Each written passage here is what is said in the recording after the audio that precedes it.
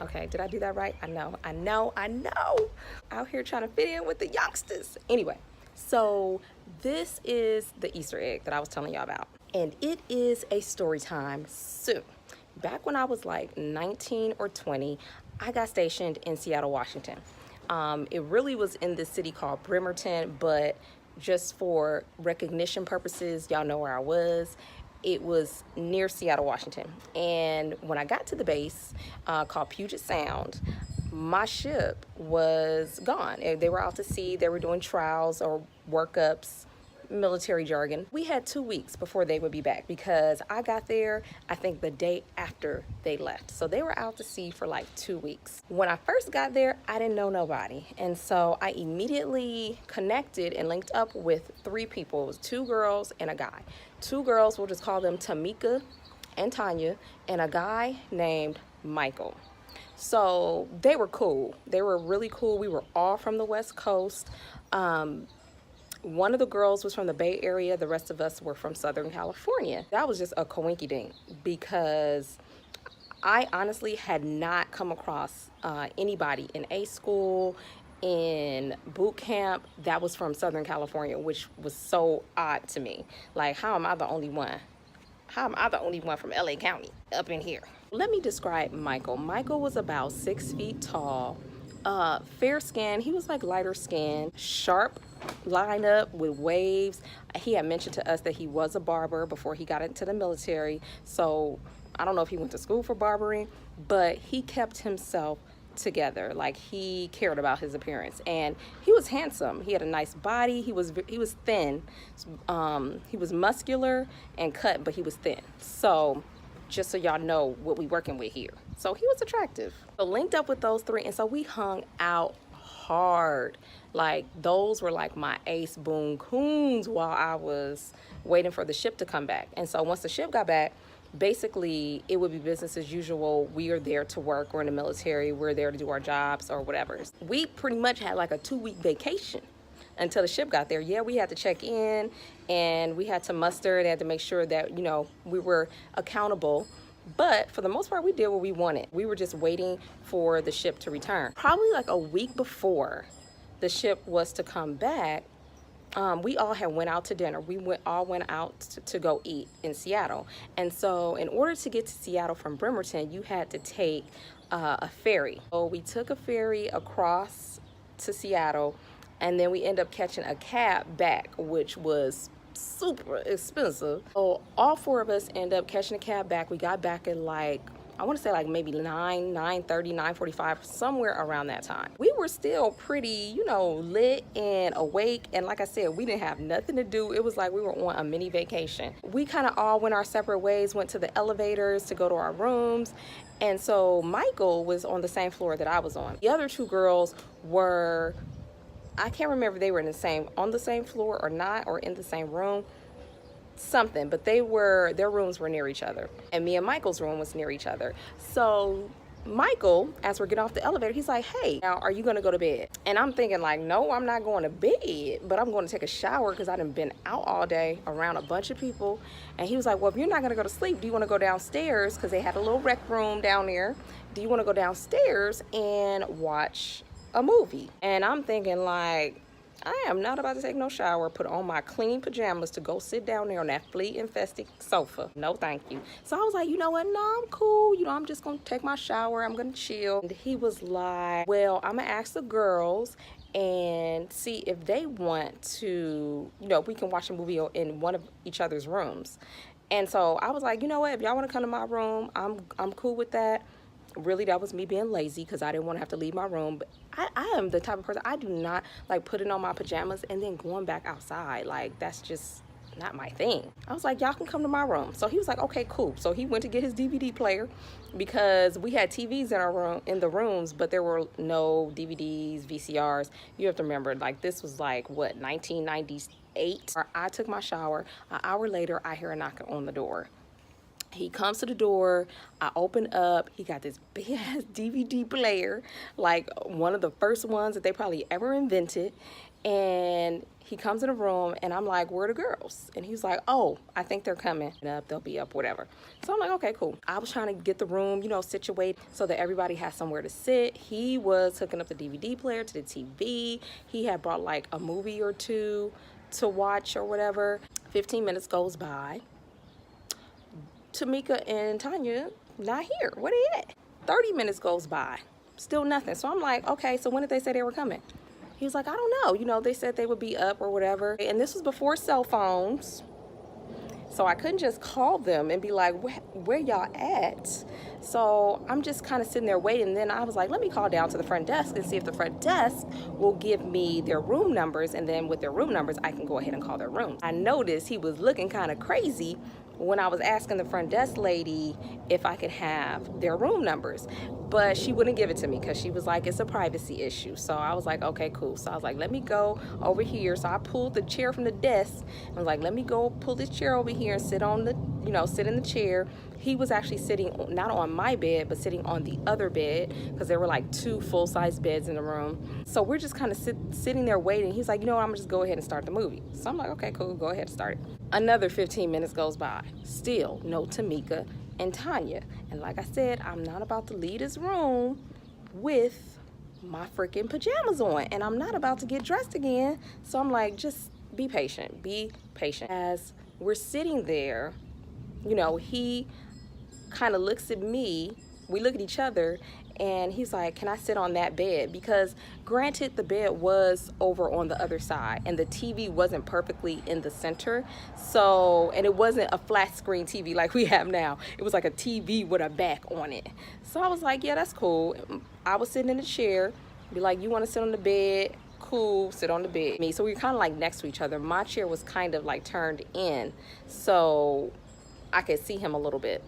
So we're sitting there, another 15 minutes goes by, and I'm like, where are they at? I was like, are you sure they said they were coming? Because I'm getting nervous now, because now I'm in this room with this man that I've only known for a week, and I'm like, what's really good? So we sitting on the bed, and I'm just, I don't know, I'm feeling like I've been bamboozled. That's the feeling that I have, like, what kind of game are you playing? Because it's been like an hour and these girls are not knocking on this door. Now in the back of my mind, I feel like I'm being set up. Like, do I need to be on high alert?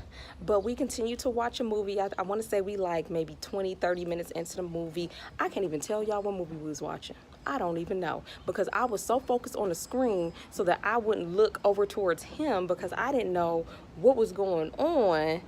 I couldn't even tell y'all what the plot of the movie was, okay? Because that is how in my head I was, because I'm like, I don't need no situations popping off in this room, period.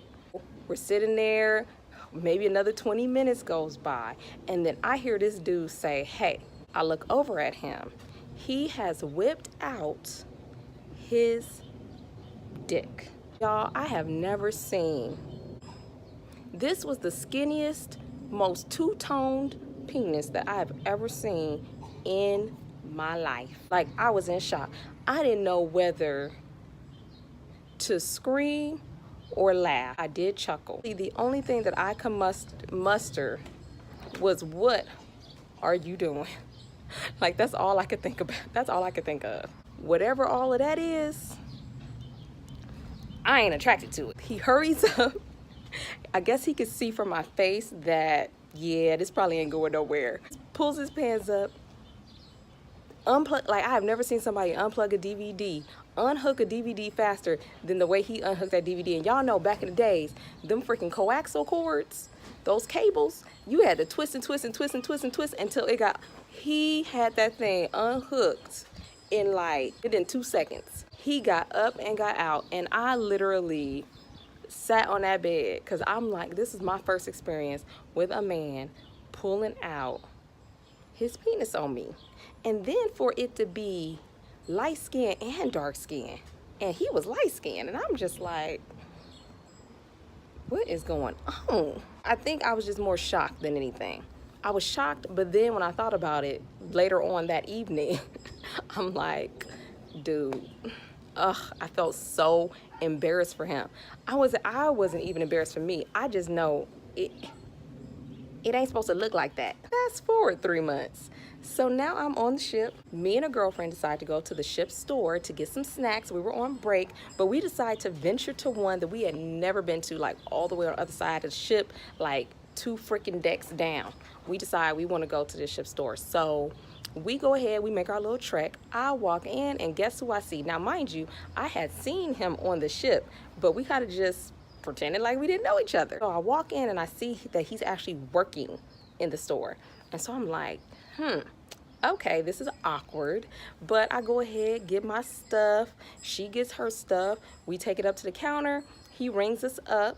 She speaks to him. He doesn't say anything. He rings everything up and we leave. And so she's like, ugh, like, what's wrong with him? He had attitude. And so, of course, I had to tell her the story and what went down. And she's like, this is hilarious. She finds it hilarious. So I'm like, okay, you cannot tell anybody else about this, period. I don't want no drama. I don't want no problems on this ship. I'm new on this ship and I want to keep everything freaking legit. Like, I don't want to have no issues. I don't want no rumors swirling around, none of that. So she's like, okay, cool.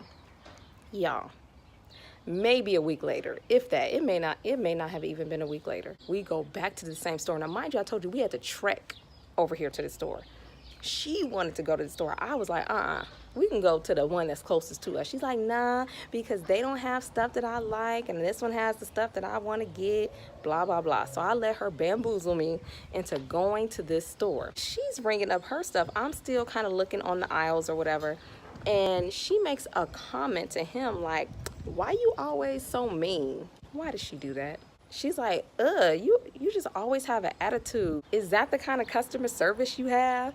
And so he responds with some smart comment. I don't even know what he said because I wasn't near the counter. I was still over there with my stuff. I heard her because she was loud. He must have said something that set her off. So she was telling him about how he think he cuter than he is, blah, blah, blah. And then she ended it with, that's why you got a pencil dick.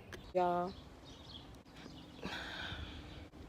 have you ever wanted to just like die in the middle of you, like you're just out and you've been so mortified that you just want to die? Like you know the witch from the Wizard of Oz when her freaking feet curled under the house? Like you just want to retreat and just kind of retract into your body. That's what I wanted to do. I couldn't believe that she would say that. Luckily, it was just us 3 in the store, but not only would she say that, she said it knowing I asked her not to say anything. Yeah, it probably was my fault for sharing that information, but you know, girlfriends, we talk about stuff like that. I had only known her for a short period of time, a couple of months, so I had no idea that this was the type of person that she was. Listen to me when I tell you, when we got outside of that store, because I didn't want to do it in front of him, but when we got outside that store, baby, I ripped her a new asshole because I was mortified. Like, that's literally the only word that describes my true feelings in that moment. I could not believe that she said that. And then to add insult to injury, she tried to tell me that it wasn't as big of a deal as I was making it. Ma'am, excuse me? After we had that very tense and heated conversation out in the hallway with people walking by, I was like, don't say anything else to me. And we worked together. I literally spoke to her only when it was necessary and only when it involved work. That was the end of that friendship, because even at 20 years old, I knew that trust when it comes to your girlfriends, it's paramount. It is imperative that they be able to trust you with their deepest, darkest secret. And if I can't trust you with my deepest, darkest secret, then you basically are like an enemy. That was the end of that friendship. And that's my little story time about how I had to end a friendship. Like, trust is just not for relationships, like romantic relationships. Trust is for friendships. Listen, if you my girlfriend, I have to be able to trust you with my life. Ma'am, if you can't hold water, then that means this situationship is questionable. Let me know if y'all want to hear about my stories from the military, because I have a lot. In the military for 8 years, and I just have a lot of stories. You have to think, I was around people from all walks of life, from all different places, especially stories that were shocking for me because I was sheltered growing up. My parents didn't let us do a whole lot. And so to go to the military at 19 years old and be around all these different types of people and just the experiences that I had, like, some of them were scary, funny, eye-opening. So yeah, let me know if y'all want to hear about those, because I'm willing to tell you.